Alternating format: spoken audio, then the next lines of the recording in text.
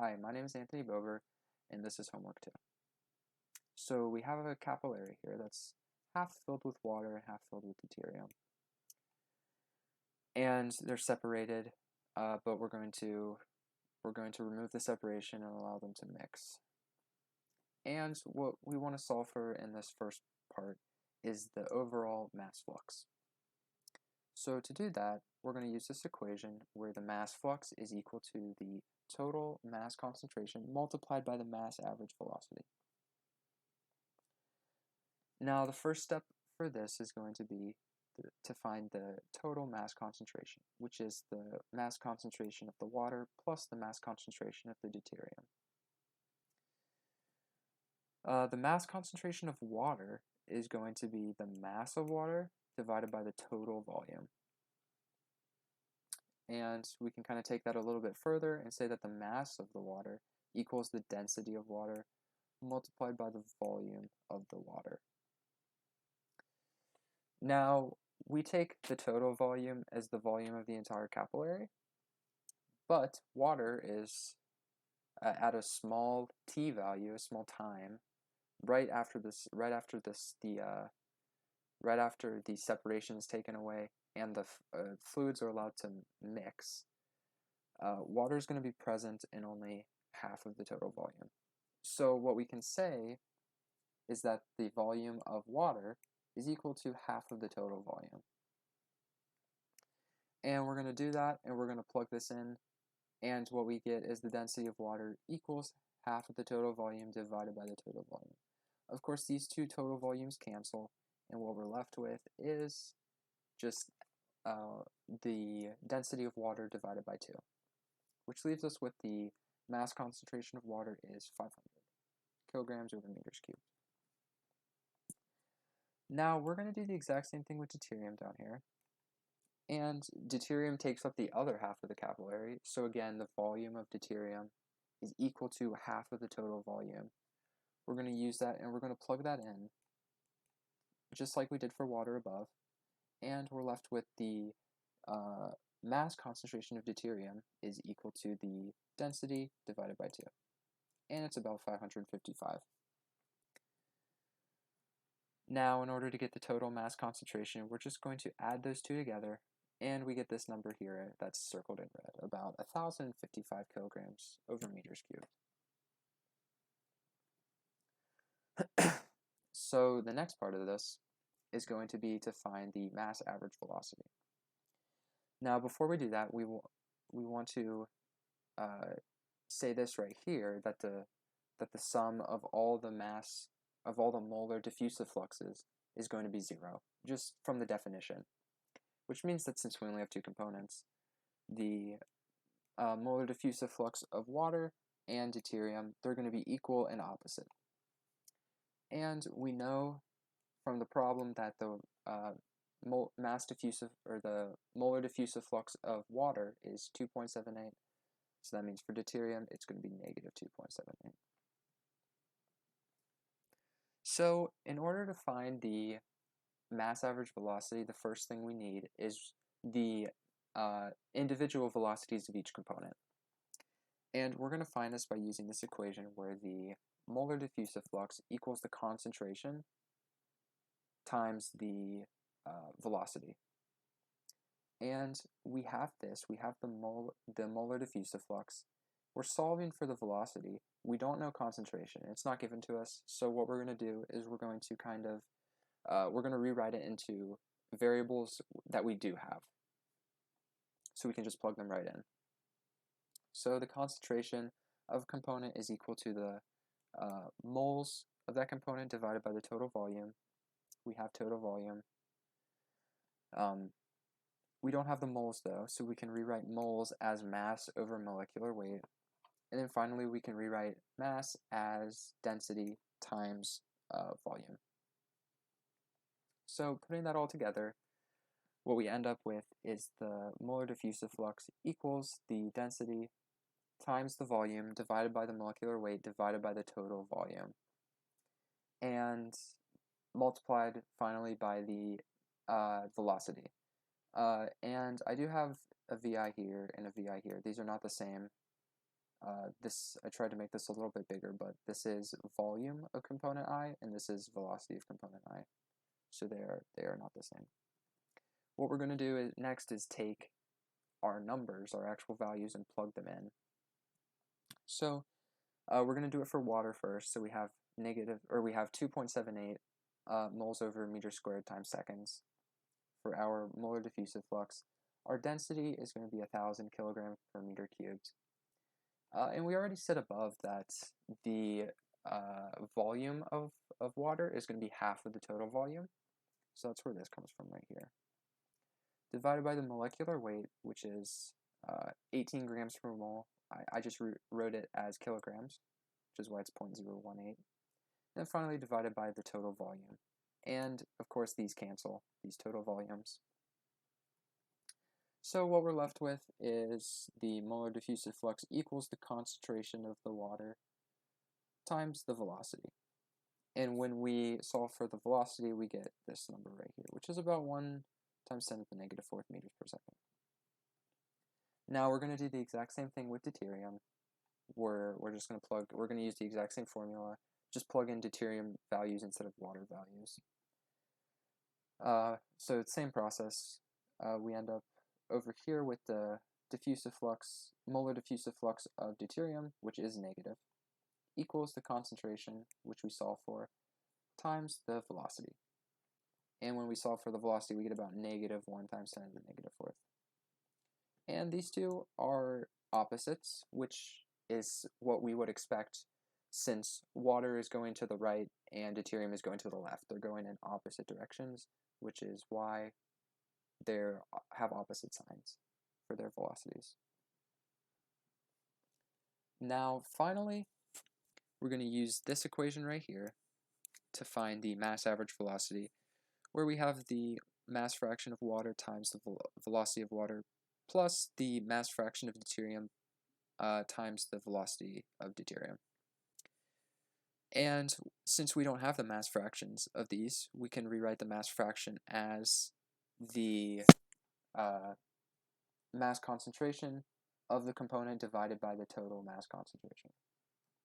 So we're going to kind of expand this and plug in all of our values here, where we have the mass fraction of the water multiplied by the velocity of the water plus the mass fraction of the deuterium multiplied by the velocity of the deuterium.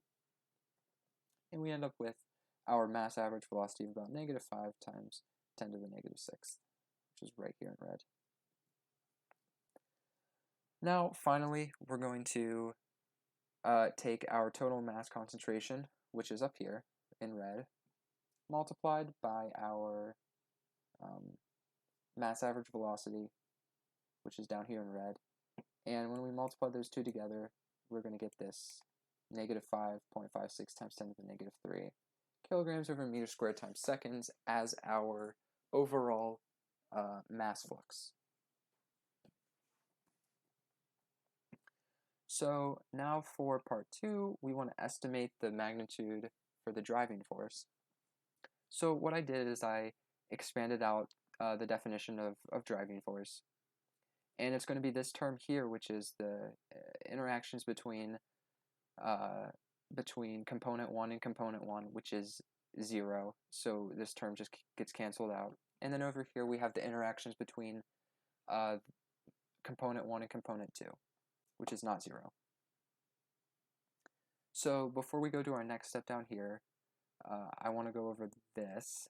We already said that the sum of the molar diffusive fluxes is 0, which means that the molar diffusive flux of component 1 must equal the negative molar diffusive flux of component 2.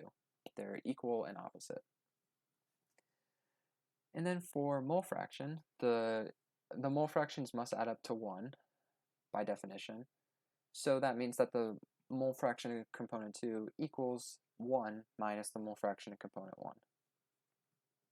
So what we're going to do is we're going to use this and we're going to plug it in to these terms right here that I highlighted. And we're going to write everything in terms of component 1. So after we do that, we get something down here that looks like this. We're going to kind of multiply everything out. We get this down here. which allows us to cancel these two terms, which makes our life very easy because we're just left with this, where we have the negative molar diffusive flux of component 1 divided by the concentration times the Stefan-Maxwell coefficient of diffusion between molecules 1, or between components 1 and 2. We know that our molar diffusive flux for water is 2.78. For concentration, we found the concentrations of water and deuterium up here in our velocity calculations. So we calculated these and we add them together to get our total. And then since we have a liquid, we can estimate our coefficient, our Stefan-Maxwell coefficient, to be about 10 to the negative 9th. So that's where this number comes from. It's an estimate. Now when we add everything together, or multiply everything together, we're going to get about negative 5 times 10 to the 4th, which is magnitude of about 10 to the 4th for our driving force. Okay, and then finally, down here we have our graphs, initial, intermediate, and final. I did water in blue and deuterium in green.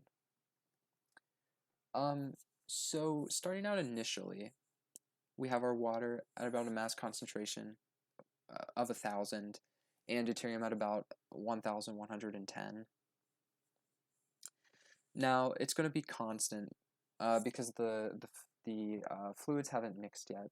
So once we get to that halfway point, once water gets to the halfway point here, it's just going to very steeply drop because there's no water present on the right side of the capillary. It's only deuterium, which is why it just drops sharply, steeply to 0.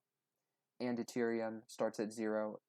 It's 0 all the way to the halfway point, and then it rises all the way up to its 1,110.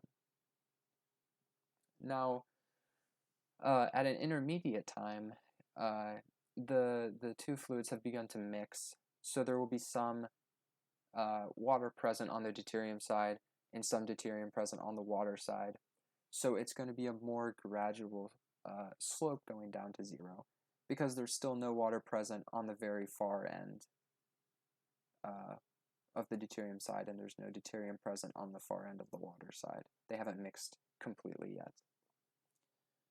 And then for final, it's going to be evenly spread, and the mass concentration of deuterium is going to be about 550, and the mass concentration of water is going to be about 500, which is half of their initial values, spread over double the volume.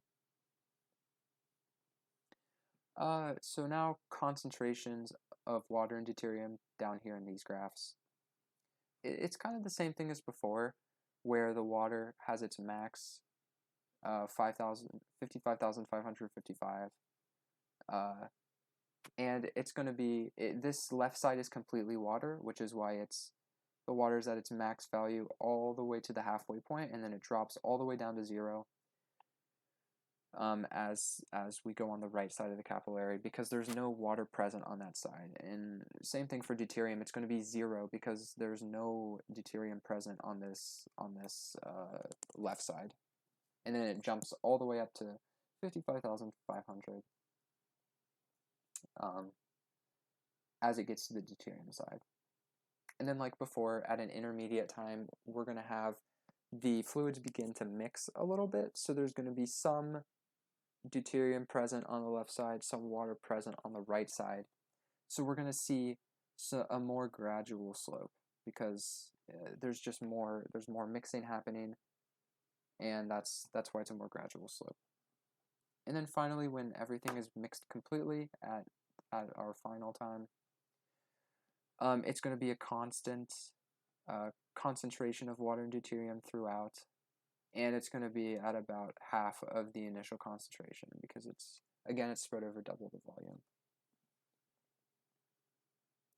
So down here we have our molar diffusive flux of water and deuterium. This was given to us as 2.78.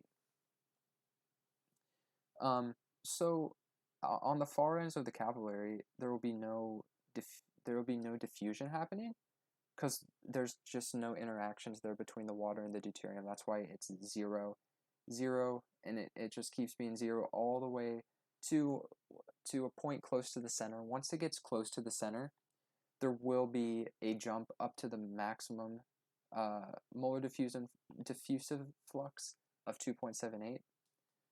This is such a steep slope here because there's only interactions happening right at the interface between the two, between water and deuterium.